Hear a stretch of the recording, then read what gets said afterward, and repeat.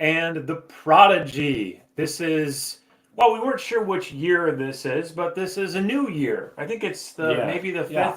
fifth year that we have been together as father and son talking college football every week during the season, and we are now in the opening stages of week 0, so it's time Yep. for us to start to look ahead at this 2024-2025 college football season. It's a season, I think we wanted to begin this podcast just by talking about everything that has changed. Last year, the big change for us was our geographic location, Mm-hmm. having moved from northwest Iowa here to southeast Wisconsin. That hasn't changed for us in 24, but a lot of other things have Yeah. changed. We can start by talking a little bit about our podcast format here. You want to say a couple things about that, Jericho? Yeah, so our podcast format this year is going to be a little bit different. In the past, we've done a lot of national previews and pick against the spread. We're still going to be doing that. It's going to be a little bit quicker, a little shorter part of the episodes. Doesn't mean that we care less. It just means that we have some more important stuff to get to, and that is being more of a Michigan football podcast because that is what we know best about. We know more about the Michigan offensive line than we do about Boise State secondary, right? And we are diehard fans. You have been for almost your entire life, I would assume, and so have I. And so we're really focusing on just kind of reviewing games, past games Michigan has had, won or lost, and previewing into the next week, talking about matchups and more lines, betting lines, looking at the over/under, Right. other interesting stuff that has gone down throughout the week. And So we're calling this kind of a Michigan lens on the national college yeah, football scene. So it is not about Michigan entirely. It's about how does Michigan fit in with this, hmm with a look more broadly, because we're not just fans of one team. We're junkies. Hence the Tim Tebow signed Florida Gators helmet behind us and the Northwestern Red Raiders pennant. And we're so happy to be here in the Diamond Vogel Studios yep, with a little extra branding from our friends over at Diamond Vogel Paints. So let's talk a little bit now about college football broadly, how it has changed over the course of the year. And I think that a lot is different. This might be the biggest year of change, the biggest hmm offseason of change maybe ever with everything that has happened. So what are you most intrigued to see as this year begins? yeah. It is a new era of college football. We're moving away from the four-team CFP playoff, which love it or hate it. It was there, and it really benefited the Blue Bloods, who could make it every single year, and didn't help the G5 teams, the Right. teams like UCF back in 2017, who went 13-0 and still couldn't make it, and had to self-declare themselves national championships. They have it right Scott on their Frost press probably box. still has Exactly. that national championship And ring. Florida State missing it last year because of players getting hurt, and then going into the Orange Bowl and getting hammered by Georgia because no one wanted to play in that. They all believed that they should have made the college football playoff, and they didn't. And now we will not have that problem anymore, at least to not that extent. Well, will we, or is it just going to push the decision down between instead of the fourth and fifth program? Is it just going to push it down between the 12th and 13th Well, program? now there's gonna be more almost tiebreakers to where it's not just you lose one game, you're on the bubble. It's more, okay, who did you play in the season? Did you lose 3 games to all teams above you, or did you lose 2 games, games that you should have won against the easier schedule? It's going to be a lot more based on, scheduling and how they played, how they looked, the eye test, of course. And it's really just completely moved away from the computer system with the BCS a few years ago. So is it the case that the four teams with buys are the Power Four champs? Is that automatic, or will these Yes. teams be ranked by a committee at the end of the the conference championship games, and then they put the best four teams as they see it in those buys? No, so they did not. They had mentioned this, and I don't know if this is exactly the question you would ask, but they had mentioned that conference championship games will not be used as tiebreakers. Take it how you want, but it basically means if you're on the bubble and you lose a conference championship game, it won't matter. which is interesting for some teams if you're hypothetically in Iowa with an easier schedule who goes 11-1 and gets to play against Oregon and they get their boats raced. That will not matter in terms of who the committee sees as the top 12 teams. However, that's not exactly the top 12 teams. It is the Power Four. Now the with a G5. Correct. The right, G5 will get the automatic 12th seed, I think is what we why would they want to be held to the automatic 12th seed? Well, because what if that team is 13-0? Okay, well, so if they're higher than the 12th seed, then they would be where they are. Okay, they get at worst the 12th exactly. seed. If you're Got it. if you're a Liberty and you're 13-0 like they were last year, but you're the 18th ranked team, you're still making it, but you're slotted as the last spot because you were not the 12th best team in the eyes of the AP polls and the coaches polls and the college football playoff later in the season. Right. So that's how it's going to be run down. Okay. I believe. Interesting. So this means that the devastation that happens to many teams by October 1 isn't going to be there. There's still going to be hope. You can finish the season hot like a college basketball team does, earn a spot, and then keep playing, especially if you happen to get one of those games on your home field. Those are not auto wins, but boy, the odds move really significantly in your favor if you're hosting. You don't have to travel, and perhaps if you're a northern team that now in a high stakes postseason game gets to host a team from below the Mason-Dixon line. That is a big thing, and it's very important knowing that they still decided to keep the top 4 teams all with a bye week. That bye week is very, very important for rest, scouting, yeah. Just all that kind of stuff. That you're going to be playing a team who is already battered from a week before, having to put all their energy into that quarterfinal matchup, and now first round matchup, and then having to focus on a quarterfinal. It's matchup really a way of compromising the desire to add more teams while also maintaining the significance of every regular season game. They didn't want to lower the stakes like it is in the NFL, where you can back in at 10-7 or 9-8 or something like that. They really wanted to have the best teams on the field at the end of the year. Based on record and formula. So now that's a big part of the change into the season. But another one is conference realignment. What is it going to feel like when UCLA at Rutgers is a conference game? That's the thing now. Divisions being eliminated. Texas and Oklahoma to the SEC. The 4 teams from the Pac-12, which is now essentially defunct, having moved over to the Big Ten. A bunch more went over to the Big 12. So everybody's kind of got to do a major reset on what your conference actually implies. You and I last year did an exercise where we designed our own conferences, had a lot of fun with it. I'm not too proud to say I hate this. I do not like this one bit.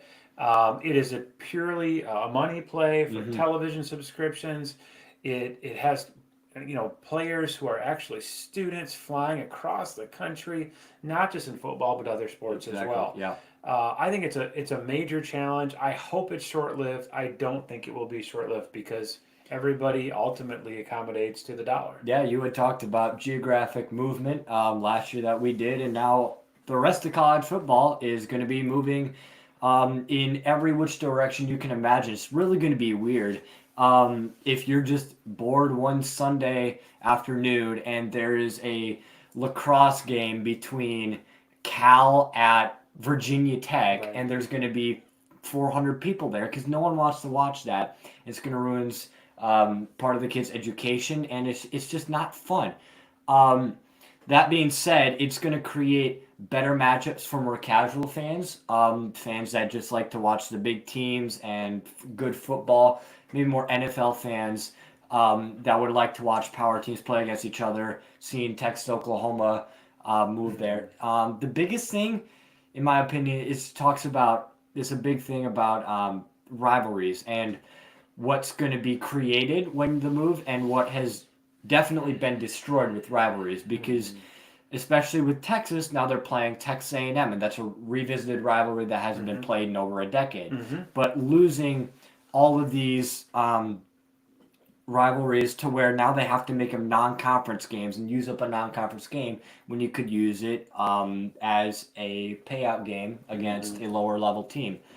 Now it has to be a part of the non-conference schedule, which teams probably don't like. But it's just so weird seeing all of these teams, like Oregon joining the blue bloods of college football who have been there since the start in the Big Ten, and even like SMU at Boston College is a conference game. Seeing all these West and East Coast teams in the same conference.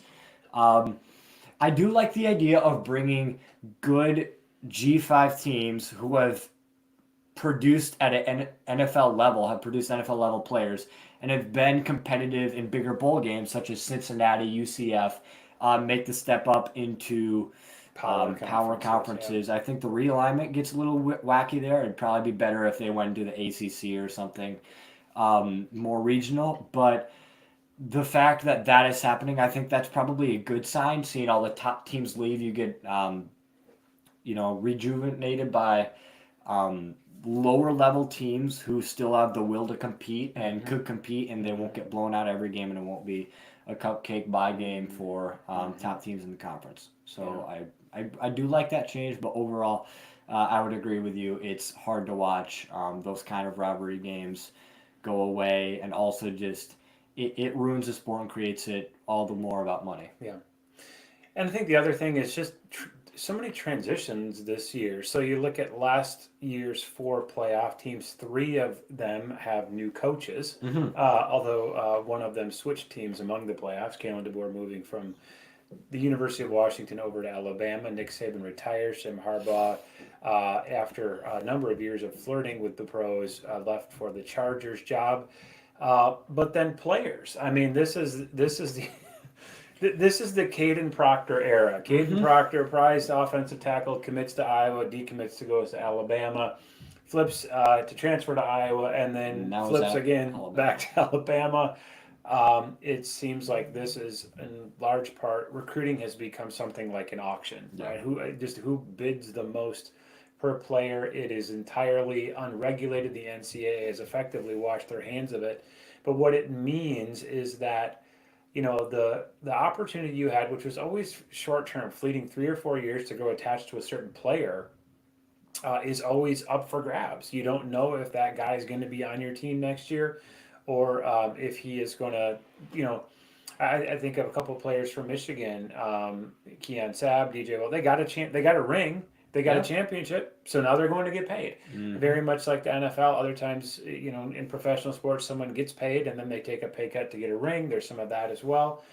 But it just means that the fan experience of kind of bonding with a player for 3 or 4, sometimes 5 seasons is gone. It just, you never know anymore. And I think that all of that has just caused, I think for me, I brought a little prop with me. I'm entering this season needing a couple of these. Not a sponsor of the show, the 5 but I just feel less energized for this season than I have in a long time. Maybe it's because our team also conquered. They planted their flag on the summit, and then everybody on the offense, the coaching staff all leaves, and everybody knows Michigan's going to have a rebuilding season. But this is the definition of a rebuilding season.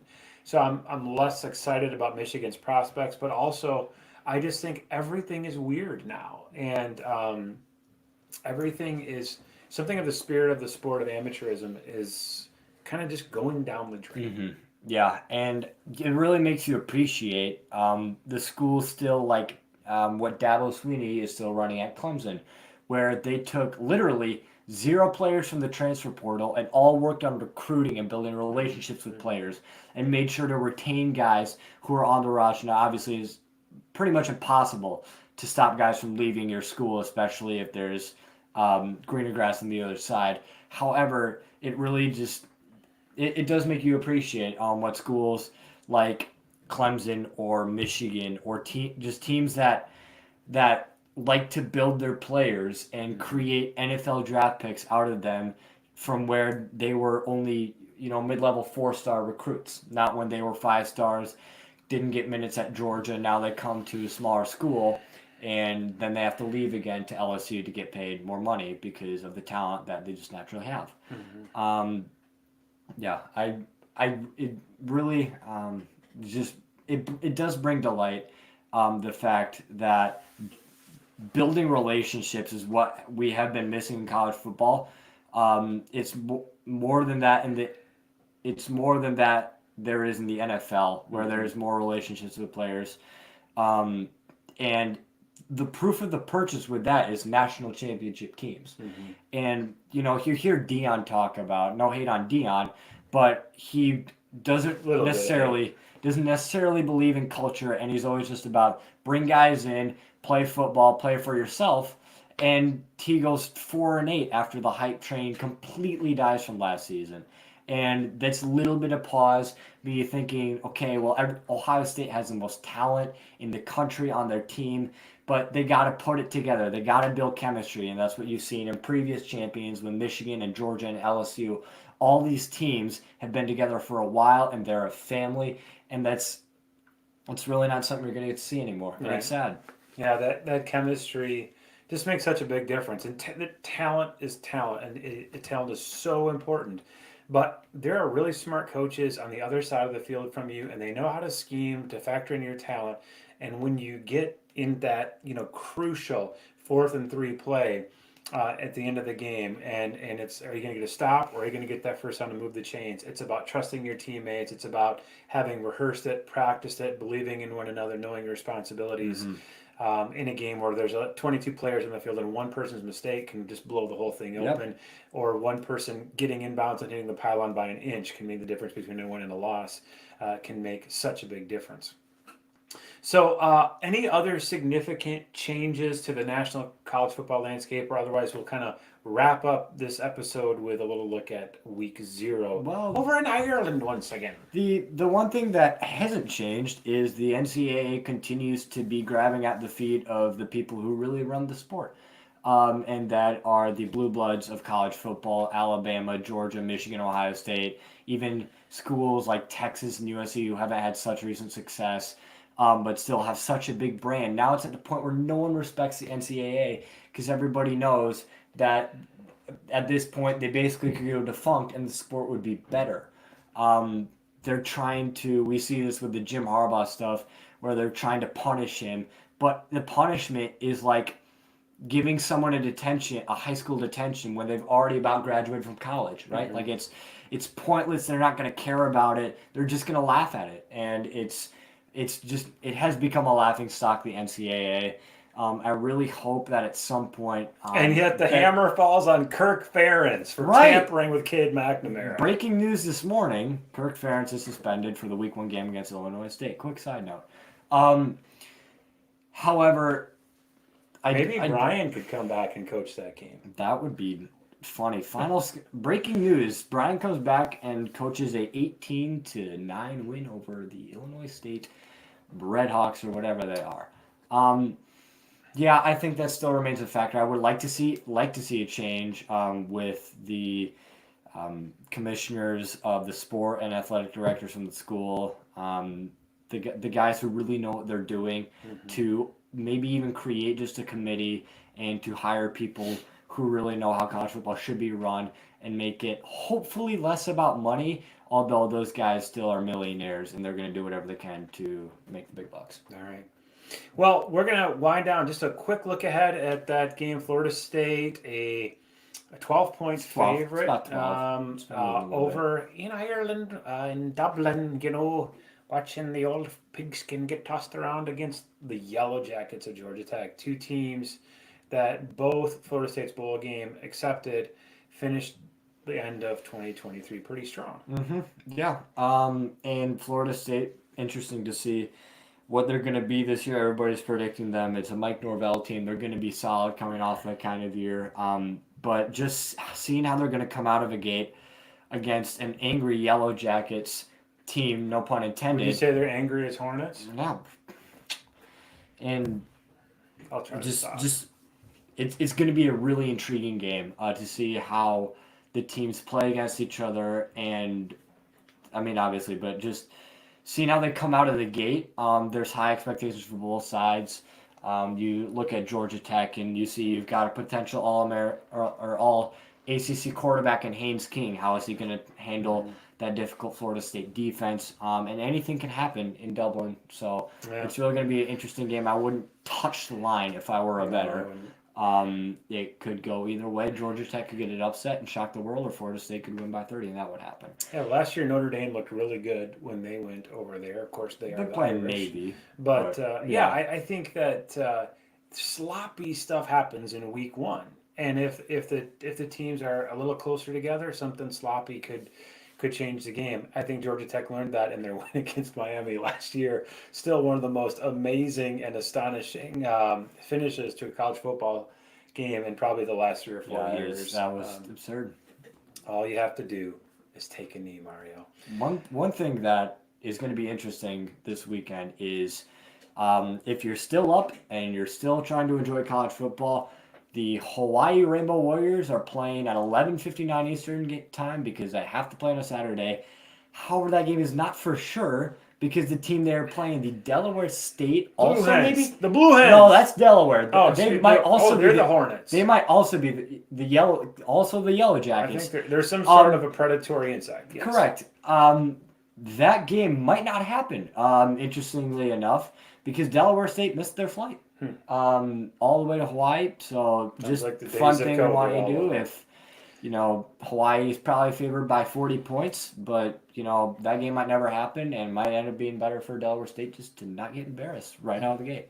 All right, well, we're going to wrap, but with a preview for our next episode, we are going to talk about one other big change, and in this case, it's a comeback for NCAA college football, the video game, and you've been playing this quite a bit in the last 3 or 4 weeks, so you're going to give us a little look ahead at what might happen in this college football season in the real world based on what's happened in realistic or not in the virtual world. In the virtual world, see what online people are doing and what the computer think is going to happen. All right. Until next time, I'm the Preacher. And I'm the Prodigy. Peace.